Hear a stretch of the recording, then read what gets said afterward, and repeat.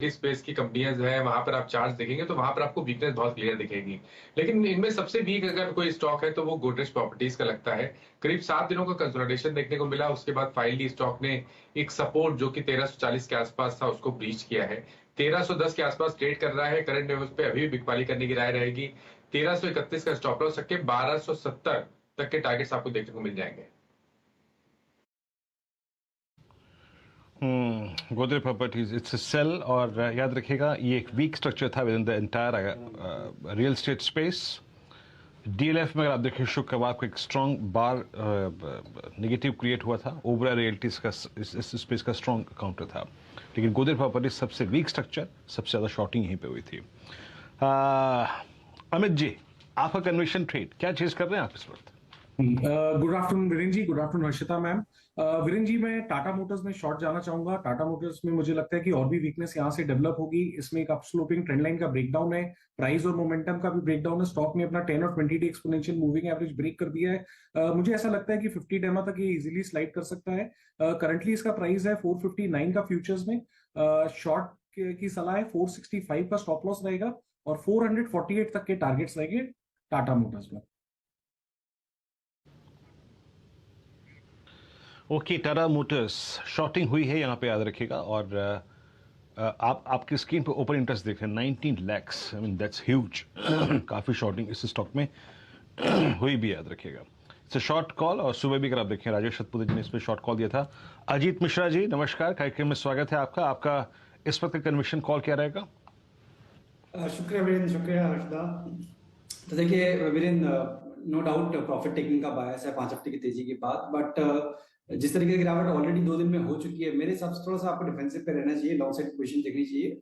Rebound मिले तब आप शॉर्ट करें। अक्रॉस द स्टॉक मैं भी ये बात कर रहा हूँ। तो जहां पे एफएमसीजी, जहां पे स्ट्रेंथ दिख रही है, वहां पे कोलगेट पामोलिव जो करीब 1585 के अराउंड ट्रेड कर रहा है, यहाँ पे आप लॉन्ग पोजीशन बना सकते हैं, इंट्राडे और पोजीशन दोनों के लिए। जहां 1565 आपका स्टॉप लॉस रहेगा और 1610 तक के टारगेट्स रहेंगे। कोलगेट में देखिए एक तेजी वाला ट्रेड आ रहा है। 1610 के टारगेट के लिए एक मौका खरीदारी का आप लेकर चले, ये फिलहाल आपके लिए क्लियर व्यू है। आज एफएमसीजी स्टॉक्स वैसे चले हैं, ध्यान रखिएगा, थोड़ा सा डिफेंसिव प्ले आया है एनकाउंटर्स में। शरद आफ्टरनून, बताइए आपकी अप्रोच क्या रहेगी? ऐसे कोलगेट जैसे तेजी वाले आइडियाज ढूंढ रहे हैं इस गिरावट वाले मार्केट में, या फिर शॉर्ट करने में ज्यादा समझदारी है? देखिए मेरे हिसाब से जिस टाइप का रनअप आया उसके बाद 3-5% की करेक्शन कोई खास मायने नहीं रखती है बाजारों में। और हम तो हर डिप पे ग्रेजुअली बाइंग करने के लिए कुछ बढ़िया जो मिड कैप आइडियाज हैं वहां पे ही फोकस कर रहे हैं। फ्रंट लाइन स्टॉक्स में एफएमसीजी वगैरह वैल्यूएशन वाइज अभी भी हमारे कंफर्ट जोन में है नहीं, तो वो हम अभी भी अवॉइड कर रहे हैं। बट सेलेक्ट पॉकेट्स में, मिड कैप्स में हमें लगता है जहां जहां ग्रोथ वगैरह बढ़िया आ सकती है, वैल्यूएशन डिसेंट है, वहां ग्रेजुअली हम बाइंग कर रहे हैं। ओके, तो मिड कैप्स में थोड़ा बहुत एक्शन देखने को मिल सकता है। अब देखते क्या स्टॉक्स आगे पिक होते हैं हमारे जानकारों की तरफ से। लेकिन फिलहाल इंडेक्स पर एक बार फिर लौटिएगा और 17,536 तक के जो लेवल्स आए हैं उस पर ध्यान दीजिए। तो हर टिक के साथ दरअसल इन्हीं लेवल्स के आसपास पेन और बढ़ता दिखाई दे रहा है, वॉल्यूम्स बढ़ते दिखाई दे रहे हैं। ऑन द होल आप गौर करें तो बैंकिंग काउंटर्स में कमजोरी, स्पेशली कोटक महिंद्रा बैंक आज 2.5% नीचे, कोटक, एक्सिस, आईसीआईसीआई बैंक, तीनों जो दिग्गज निजी बैंक है उन्हीं में कमजोरी देखने को मिली। अच्छा, कोटक में शरद समझ में आता है कि फुटसी का हिस्सा नहीं बना, किसी टेक्निकल कारण की वजह से उसको आगे शायद रिविजिट किया जाएगा, तो स्टॉक करेक्ट हुआ है क्योंकि यहाँ पर पोजीशंस काफी बिल्ड हुई थी इसी उम्मीद में कि फुटसी का हिस्सा बनेगा। लेकिन आईसीआईसीआई बैंक, एक्सिस में इस बिकवाली के पीछे कोई खास ऐसा ट्रिगर तो नहीं है, यहाँ पर पैसे बने हैं इसीलिए पैसा निकाला जा रहा है क्या? जी मेरे हिसाब से बिल्कुल नॉर्मल मार्केट करेक्शन है, कोई ऐसा इवेंट या कोई ऐसा न्यूज फ्लो मुझे दिखाई नहीं दे रहा।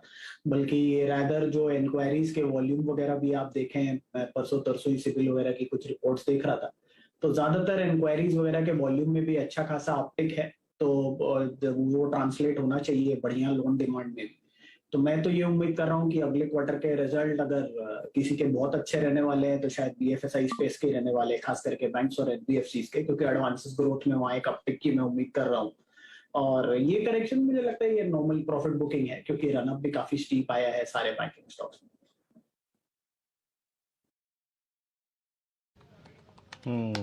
कोटक महिंद्रा बैंक एक सबसे बड़ा प्रेशर पॉइंट अगर आप देखें आज की न्यूज़ फ्लो के चलते जो 1020 का लाइकली टू भी अगर आप देखें एक नेगेटिव क्रॉसओवर भी डेवलप हो सकता है।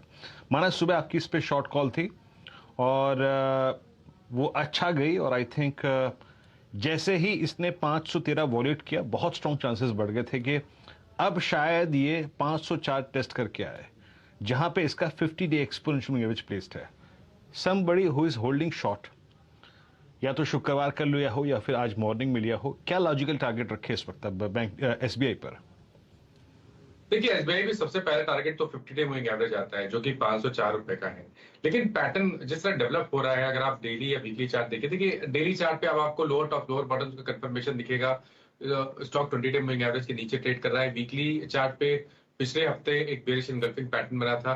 तो सबको देखते हुए ऐसा लग रहा है कि ये कम से कम 200 डे मूविंग एवरेज को टेस्ट करेगा। 480 तक के स्तर भी आपको देखने को मिल जाएंगे पोजिशनल बेसिस पे। तो अपनी जो शॉर्ट पोजीशन है वहां पर आप अपना स्टॉप लॉस जरूर रखें। स्टॉप लॉस अब आपको रखना है, अगर आप टारगेट बड़े सेट कर रहे हैं, अगर आप 490 तक के टारगेट सेट कर रहे हैं तो अब आपको स्टॉप लॉस 521 रुपए के ऊपर रखना है और नीचे 490 के टारगेट सेट करने हैं। आपकी स्क्रीन पर आप देखें 504 ये लाइकली जोन है और कुछ काउंटर जहां पे याद रखें 170 2 दिन में 3 दिन में क्या गजब ब्रेक आया हुआ है इस स्टॉक में।